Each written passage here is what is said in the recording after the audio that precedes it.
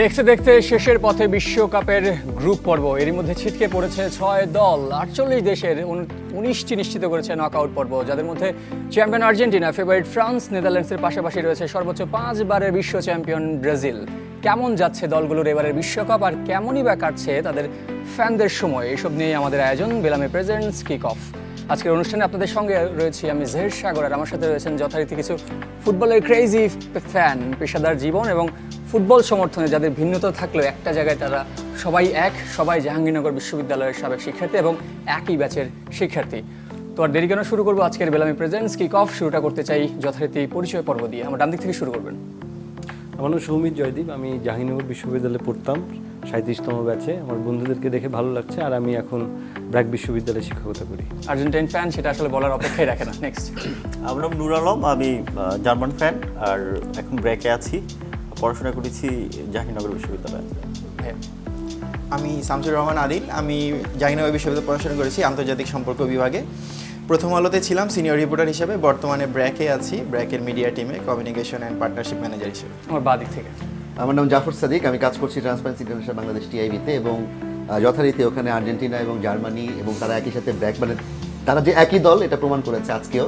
ব্র্যাকেও আছে, জার্মানিতেও আছে, আর্জেন্টিনাতেও আছে, একই টিম। তো সেই জায়গায় তাদের সাথে জাহাঙ্গীরনগরে পড়াশোনা করেছি। আপু।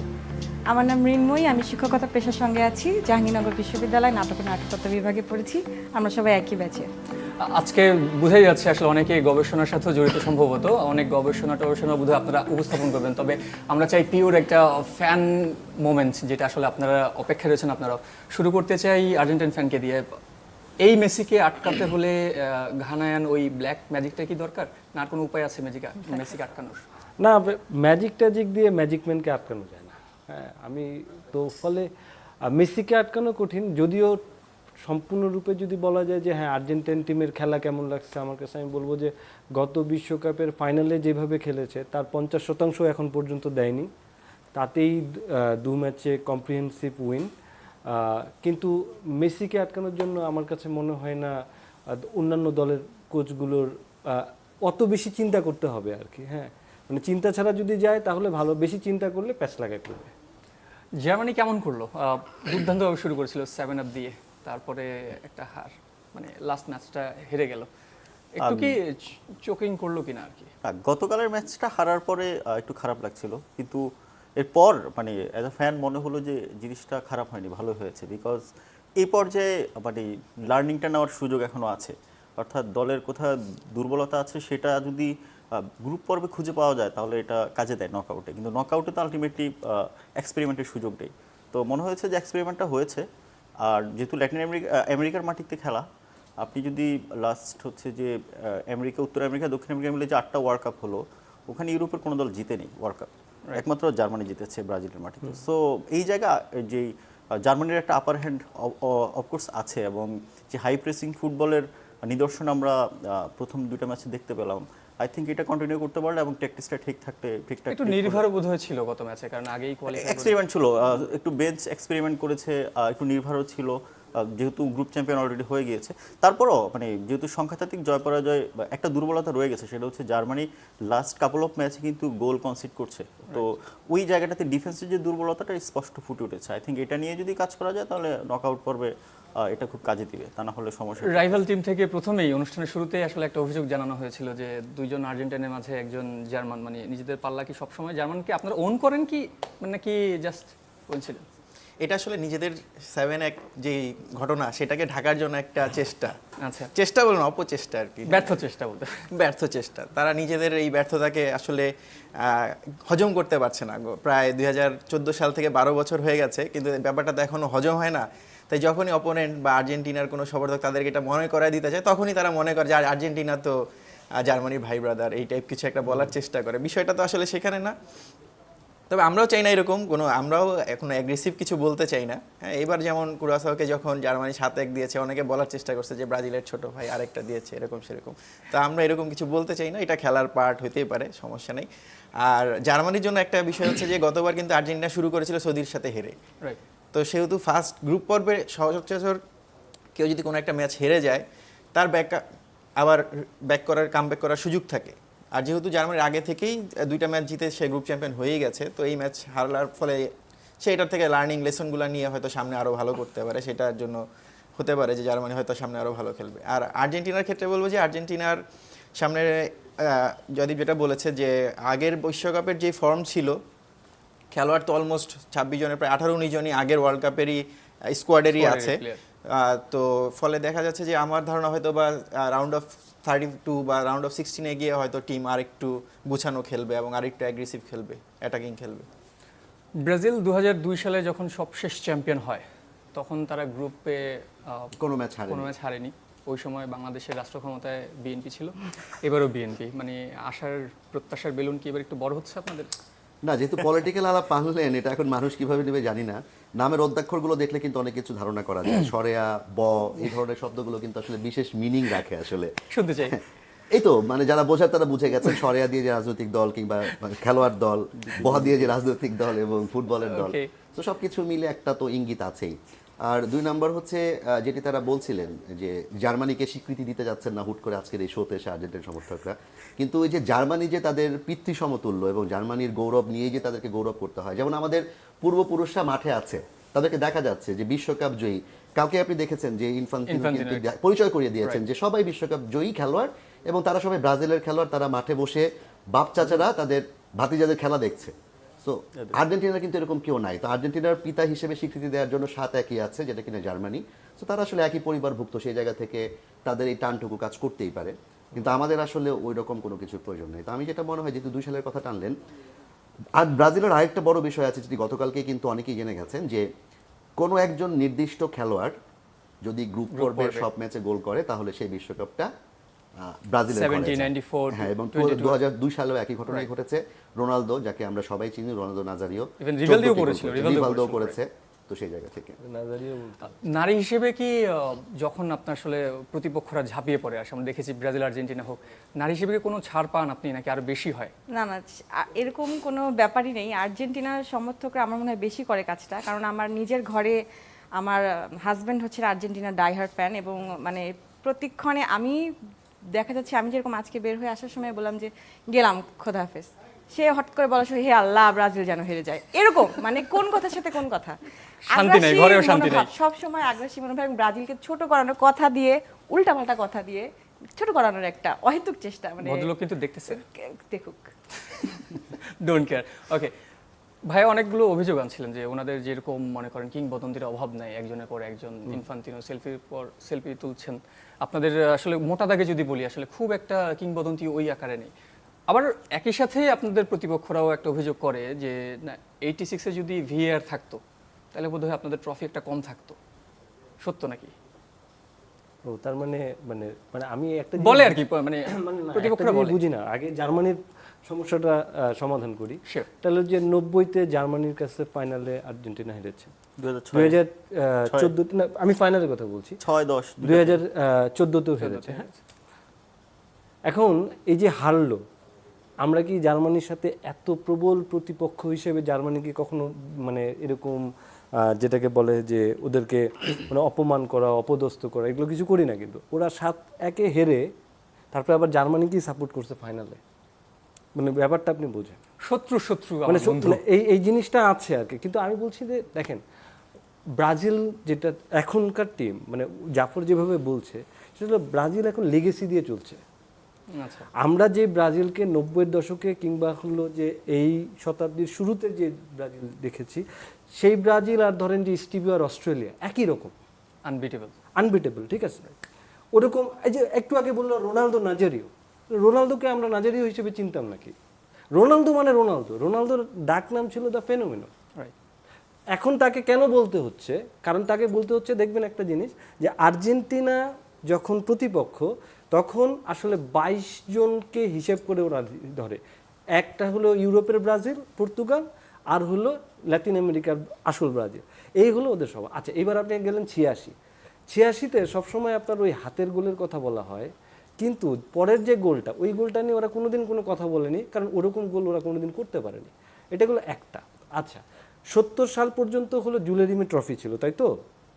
70 সাল থেকে আপনি যদি পরে আসেন, 90 দশকে 94-তে একটা কাপ জিততো আর 2002-এ, এই হিসেব করলে আপনার নতুন যে ট্রফি এখন আমরা দেখি, তারপরে আর্জেন্টিনাও 2টা, মানে আর্জেন্টিনা 3টা, ব্রাজিলের হলো 2টা। অস্ট্রেলিয়া কয়টা বিশ্বকাপ জিতেছে ক্রিকেটে? অস্ট্রেলিয়া জিতছে, তাতে কি সমস্যা? জানতে চাচ্ছি না, একটু। অস্ট্রেলিয়ার আলাপটা এখানে কেন? মানে রিলায়েন্স কাপও তো ক্রিকেটের বিশ্বকাপই ছিল নাকি? না না, অস্ট্রেলিয়া তো ক্রিকেটের যে তারপরে বিশ্বকাপ, সেই বিশ্বকাপগুলোর নাম কিন্তু এক একবার এক এক রকম ছিল। এখন যেমন ওয়ার্ল্ড কাপ বলা হয় সেরকম ছিল না। আমি কিন্তু- আরেকটা গল্প কিন্তু ওনারা বারবার বলতে চায় না, এটা সত্য মিথ্যা জানি না, গুজব তো আসলে গুজব থাকে না সব সময়। বলা হচ্ছে যে যদি কোনো দল 3বার বিশ্বকাপ পেয়ে যায়, সেই সময় পর্যন্ত নিয়ম ছিল তাকে সেই বিশ্বকাপটা দিয়ে দেওয়া। সো জুলেরিমে কাপ ব্রাজিলকে দিয়ে দেওয়া হয়েছে, এখন কিন্তু আর বিশ্বকাপ দেয় না, একটা রেপ্লিকা দেওয়া হয়। এবং বিশ্বকাপ কিন্তু কাউকে ধরতেও দেওয়া হয় না। এই যে মেসির কথা বলা হচ্ছে, কেন মেসিকে নিয়ে এত গর্ব করে তারা? 22-এর বিশ্বকাপ না পেলে আমি জানি না এখনো মেসির কেসটা থাকতো কিনা, যে মেসি জীবনে একবার বিশ্বকাপ ধরে দেখতে পারবে না। এই যে এই কষ্টটা, এটা তো আর্জেন্টিনাদের অনেক কষ্ট দিয়েছে। সো সেই কষ্টটা হ্যাঁ, ওই কষ্ট তো জিকো সক্রেটিসেরও আছে। জিকো সক্রেটিস অনেক বড় প্লেয়ার। সেটা কি মেসি কি জিগো সক্রেটিসকে ছাড়াতে পারেনি?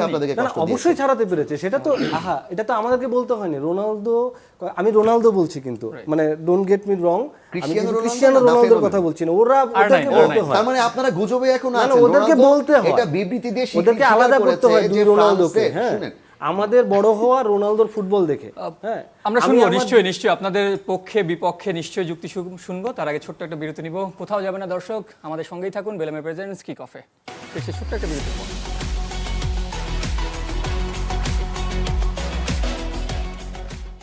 আপনাদের সাথে রয়েছে আমি জহির সাগর, আমার সাথে রয়েছেন কি ফুটবলের কিছু ক্রেজি ফ্যান, যেমনটা আপনারা আগেও শুনছিলেন। আপু, আপনি একটু ঢাকায় পড়ে গেছেন আসলে বাকিদের আলোচনার মাঝে। আমরা দেখেছি যে ব্রাজিল ফ্যানরা সবসময় অভিযোগ করছে, আপনি নিজেও অভিযোগ করছিলেন যে আর্জেন্টিনা ফ্যানরা একটু বেশি ক্রেজি, তারা হ্যাঁ। আসলে ঘরে বাইরে সব জায়গায় জ্বালাতন করে। ব্রাজিল কিছু এইবার পারে। যদি কোনোভাবে যদি Argentina back to back world কাপটা জিতে যায়, থাকতে পারবেন দেশে? দেখা যাক, মানে এটা তো যদির কথা নদীতে। আর যদি ব্রাজিল জিতে, থাকতে দিবেন তাদেরকে?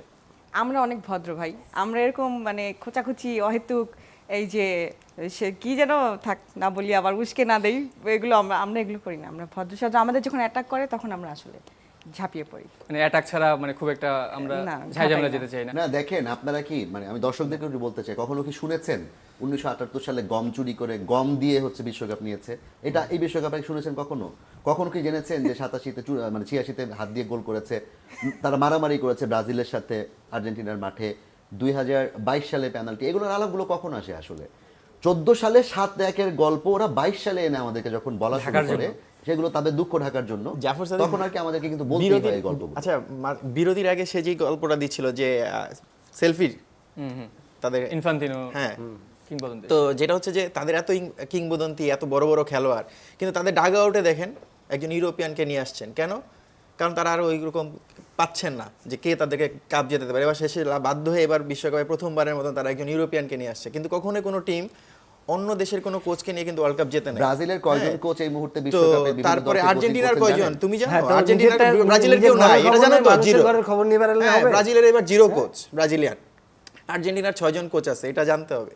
হ্যাঁ, তো বিষয়টা হচ্ছে আর্জেন্টিনার যারা এবার কোচ ডাগ আউট আছে তারা কিন্তু সবাই সাবেক খেলোয়াড়। স্কালোনি বলেন, আইমার বলেন, আয়োলা বলেন, সবাই কিন্তু আর্জেন্টিনারই কিংবদন্তি। ওদের তার দলে। কিংবদন্তি প্রত্যেকটা কোচই। হ্যাঁ। আচ্ছা, কোচ কোচ না, হিসেবে কিংবদন্তি, খেলোয়াড় হিসেবে হিসেবে। বলতেছি যে আর্জেন্টিনার এক্স খেলোয়াড়রা তাদের ডাগ আউটেই আছেন এবং তারা তাদের ওই যে বললেন না, ভাতিজাদেরকে দেখছেন না, যে খেলা দেখতে হচ্ছে, স্টেডিয়ামে বসে খেলা দেখছেন না, ভাতিজাদেরকে খেলাচ্ছেন যাতে তারা এই ম্যাচটা জিততে পারে, ওয়ার্ল্ড কাপটা জিততে পারে। আগের বারও তাই হয়েছে।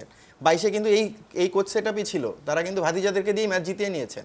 এখন তাদের চাচারা ভাবতেছেন যে না ভাই, মানিজ্য হারাইতে চাই না, তারা খেলুক, আমরা দূর থেকে দেখি। জার্মানি একটু শুনতে মানে চাই। একটা বিষয় হচ্ছে কি, আমার কাছে একটু অবাক লাগে যখন ব্রাজিল আর্জেন্টিনার মাঝখানে কথা বলতে যাই, সে মানে এমন আমলের কথাবার্তা আসে, দাদার আমলের কথাবার্তা আসে, যেটা হচ্ছে যে ধরেন এটাই হচ্ছে জার্মানির সাথে বাকি দুইটা দলের পার্থক্য। মানে ব্রাজিল যদিও দাবি করে যে জার্মানির সাথে আর্জেন্টিনার একটা কোলাবোরেশন আছে, বিষয়টা সেরকম না। কারণ জার্মানি গত 5টা বা 6টা ওয়ার্ল্ড কাপে যতবার আর্জেন্টিনাকে পেয়েছে ততবার দিয়েছে, ধরে দিয়েছে। যতবার ব্রাজিলকে পেয়েছে ততবার দিয়েছে, মানে দুজনকেই সমান হারে দিয়েছে। তো জিনিসটা এরকম না যে কাউকে ছাড় দিবে, বরঞ্চ আর্জেন্টিনাকে একটু বেশি দিয়েছে, হয়তো সংখ্যা কম দিয়েছে বাট একটু প্রতিবারই দিয়েছে, একটু বেশি দিয়েছে। হ্যাঁ, পার্থক্যটা কোন জায়গায় সেটা দেখেন। পার্থক্যটা হচ্ছে কি, যেমন জার্মানির এই দানি জুন্দাব এবার যে অলরেডি 3টা বোধহয় তিনটা গোল গোল করলো, আপনার গোল্ডেন বুটের রেসে গোল্ডেন বুটের ভালো রেসে হয়ে আছে। এখন এই ওয়ার্ল্ড কাপের আগে কয়জন আসলে নামটা জানতো না। ইভেন কোচও ওকে হচ্ছে যে একেবারে মানে সেকেন্ড সারিতে বা অল্টারনেটিভ হিসেবে ওভাবে চিন্তা করেনি, কিন্তু এই নামটা সামনে চলে আসছে। এটা হচ্ছে পার্থক্য। এই ব্রাজিল আর্জেন্টিনা যেখানে আপনার ধরেন 50-60 কিংবা হচ্ছে প্রাগৈতিহাসিক যুগের আলাপ নিয়ে আসে, সেখানে না, এই জার্মানির প্রাগৈতিহাসিক মতো দলগুলো, আমরা যেতে চাই না। জার্মানির মতো দলগুলো না, কোথা না, থেকে জানেন? না একটু বলতে দেন প্লিজ, জার্মানির মতো ভদ্রলোক দলগুলো একা পড়ে একেবারে গেছে। ফিউচারের আলাপটা নিয়ে আসে। ফিউচার আলাপ দানি জুন্দাব জার্মানির ফিউচার, না, এটা ফিউচারের খুব- আলাপটা সামনে এটা নিয়ে খুবই আসে। ভালো। এবং এই পার্থক্যের কারণে আসলে জার্মানির ফুটবলটা অনন্য। এবং আমি আপনাকে একটা জিনিস বলি, মানে এবার ওরা কি খেলা লুকায় রাখে বিশ্বকাপ আসলে ছাড়ে লুকায় এরকম? রাখে না, মানে তাহলে পুরো সময় মানুষ নাম জানে না জার্মানি কেন তারা আসলে খেলবে? মাঠেই খেলে, এর বাইরে আগে খেলে না। যেমন ধরেন ব্রাজিলের যে কজন খেলোয়াড় 11 জন সবাই আসলে ইউরোপিয়ান লিগের কথা বললেন না আপনি, কিংবা যে কোনো লিগের কথাই বলেন, সবাইকে মানুষ নাম জানে মোটামুটি ব্রাজিলের যে কজন খেলোয়াড় এখন খেলছে। তো জার্মানির খেলোয়াড়দের নামটা মানুষ জানে না কেন বিশ্বকাপ আসার আগে? হ্যাঁ জানে, জার্মানি যারা খেলাধুলা মানে দেখে নিয়মিত, কিংবা হচ্ছে যে আপনার ধরেন মানে স্টার প্লেয়ার না না, এটা আমার যেটা মনে হয় জার্মানি জার্মানি as a তখন team, স্টারডমে perfect, as a team জার্মানিকে এইভাবে আক্রমণ করা আমার কাছে মানে খুবই অসংখ্য আসলে মানে নিজের কারণ বাবার প্রতি একটা জার্মানি ধরনের অনেক বড় বড় কৃতজ্ঞতা থাকা প্লেয়ারের উচিত। জন্ম দিছে, হ্যাঁ এটা তো হয় না যে প্রকৃতির নিয়ম, কখনো ভালো আসবে কখনো খারাপ আসবে, আস্তে আস্তে গড়ে তুলবে। ইতালির মতো টিম নাই গেছে না। মানে আপনি তারকা কাকে বলবেন? ধরেন আপনি যদি বলেন যে হচ্ছে যে একটা মানুষ, আমি নেইমারের কথা বলছি, নেইমার অনেক বড় ফুটবলার, মানে অবিশ্বাস্য প্রতিভা, কিন্তু গত 4-5 বছর নেইমার খেলতেই পারেনি ঠিক মতো। আপনি দেখেন পৃথিবীতে একমাত্র ফুটবলার গোলকিপার যিনি হচ্ছেন যে সেরা প্লেয়ার এবং গোল্ডেন গ্লাভসটাও পেয়েছেন তিনি, আমাদের অলিভার কান। আপনি পৃথিবীতে আর একজন ফুটবলারও নাই। আপনি মাইকেল বালাকের মতো আরেকজন মিডফিল্ডার বলেন তো, আমি ব্রাজিলকে বলে আর্জেন্টিনা কিন্তু বালাকের মতো আসলে দুর্ভাগা ফুটবলার আর কেউ নেই। আর কেউ নাই। আপনি মিরাসলাভ ক্লোজার মতো আরেকটা মানুষ বলেন তো যে হচ্ছে যে এইভাবে হেডে গোল দিতে পারে, দুটা দলই বলুক নাই। আচ্ছা আমরা শেষের দিকে আছি, ছোট্ট করে জানতে চাইবো, প্রথমে আপনার তো দুটো ম্যাচে জিতেই গেলেন, আগেই কোয়ালিফাই করলেন নকআউটের জন্য, তারপর ক্রিস্টিয়ানো রোনালদো মেসির যে সবচেয়ে বড় প্রতিদ্বন্দ্বী ধরা হয়, সে দুটো গোল করলো, তারপর ব্রাজিল জিতলো, তারপর জার্মানি হেরে গেল। মানে আপনাদের কি খারাপ সাইনগুলো কি সামনে আসছে কিনা, নাকি ভয়? কি ধরনের খারাপ চাই? এই যে নিজেরা ভালো করছেন, সে তার থেকে বড় কথা প্রতিপক্ষরা ভালো করছে, এবং আপনি আপনারা প্রশ্নটা যাদেরকে এভাবে করেন যে মেসি ছাড়া কিছু কল্পনা করতে পারে কিনা। না আমি কিন্তু একদম ও, এই শুরুতে- জিনিসটা আনতেই আচ্ছা, চাইনি না না, আসলে। জাফর, মানে আমি কিন্তু শুরুতে একটা কথা বলে নিয়েছি যে আমাকে যদি মানে ধরেন যে পাগল ভক্ত বলা যাবে না, আমি খুবই ক্রিটিক্যালি খেলাটা দেখি, এবং আমি এখনো পর্যন্ত আর্জেন্টিনার ওই যে বললাম গতবারের তুলনায় 50% ভালো খেলেনি, এবং আর্জেন্টিনা এখনো পর্যন্ত সত্যিকার অর্থেই ভালো খেলেনি। ওয়ান ম্যান শো ছিল, হ্যাঁ, নাম্বার 9কে দেখাই যায় না, প্রপার যে নাম্বার 9। তো ফলে ধরেন প্রতিপক্ষ কেমন খেলছে এটার চেয়েও গুরুত্বপূর্ণ আসলে নিজেরা কেমন খেলছে, এইটা তো আসবেই। হ্যাঁ, প্রতিপক্ষ ভালো খেলবে, মানে একটা সার্টেন ডেতে আপনি যদি নিজে ভালো না খেলেন তাহলে অবশ্যই প্রতিপক্ষ ভালো খেলে ম্যাচ বের করে নিয়ে যাবে। নকআউট তো শুরু হয়ে যাবে, এরপরেই আসল লড়াইটাই শুরু হবে, যে ডু অর ডাই। সে জায়গায় আর্জেন্টিনা একটু কি সহজ পথ পেয়ে গেল কিনা? না, বিশ্বকাপের মতো আসলে সহজ অনেকেই বলে দুষ্টামি করে যে এটা বলতে বায়ার্ন, পারে, ফিফা হ্যাঁ, হয়তো তাদেরকে একটু সহজ গ্রুপে রাখে। দেখেন মানে একটা জিনিস আমি মানে জাস্ট অন্য জায়গা থেকে বলি যে ব্রাজিল 2002 সালের পরে বিশ্বকাপ তো জেতে নেয়, তাই তো? Right. আর কিন্তু গুরুত্বপূর্ণ যেটা হলো যে এই যে বলে যে নানা দাদার আমলের কথাবার্তা বলে, কিন্তু এই যে ধরেন বাংলাদেশে এই সময়ে ব্রাজিলের মানে মানে আমি এটা আশা করি যে ব্রাজিল একটা কাপ জিতুক, অন্তত 24 বছর হয়ে গেছে, এর মধ্যেই জিতুক।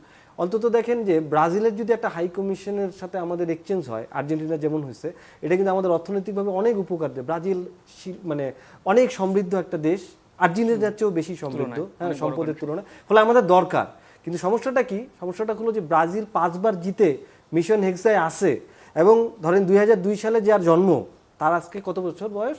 24 বছর বয়স, তাই তো? রাইট। এই জেনারেশন কষ্টটা আপনাদের না না, আমি 2022 বলি এই পর্যন্ত ছিল। জেনারেশন কি করে আর্জেন্টিন সাপোর্টার হয়, আমি তো এটা মাথায় ঢুকে না। তারপরে নিশ্চয়ই কিছু একটা আছে।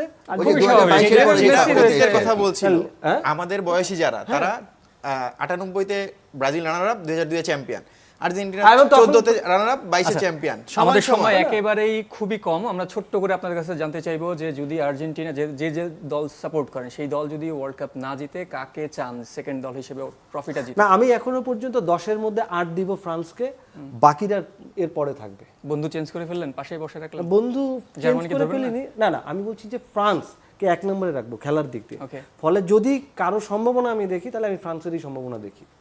আমার কাছে মনে হচ্ছে জার্মানি যদি ফ্রান্সের ইয়েটা কাটতে পারে, ফ্রান্সের সাথে খেলা হবে কোয়ার্টার খুব সম্ভবত কোয়ার্টার মোস্ট প্রবাবলি। এটা জার্মানির জন্য মূল চ্যালেঞ্জ। এটা পার করতে পারলে ফাইনাল। আর সেকেন্ড, আমি still I believe on Spain. I think মানে আমি স্পেনের যদি খেলায় দেখি তাহলে ফ্রান্স, আর যদি নিজের পছন্দ বলি তাহলে মনে হয় নেদারল্যান্ডস। ওকে, নেক্সট। আমার দিক থেকে হচ্ছে আমি চাই আসলে ব্রাজিলই জিতুক। যদি ব্রাজিল কোনো বিশ্বকাপ না জিতে তাহলে জার্মানি আমার পছন্দ, আর জার্মানির চেয়েও বড় পছন্দ হবে যদি আপু ছোট করে একটু। স্পেন, ব্রাজিল, যদি ব্রাজিল না জেতে স্পেন। অসংখ্য ধন্যবাদ আপনাদের সবাইকে। দর্শক সমর্থকদের কথা লড়াই চলছে এবং চলবে, আর বিশ্বকাপের সময়টা ফুটবলের সব ক্রেজি ফ্যানদের নিয়ে আমরা থাকবো বেলামে প্রেজেন্টস কিক অফে। আজ এই পর্যন্তই, ভালো থাকুন। পরবর্তী এপিসোড পর্যন্ত টাটা, বাই বাই।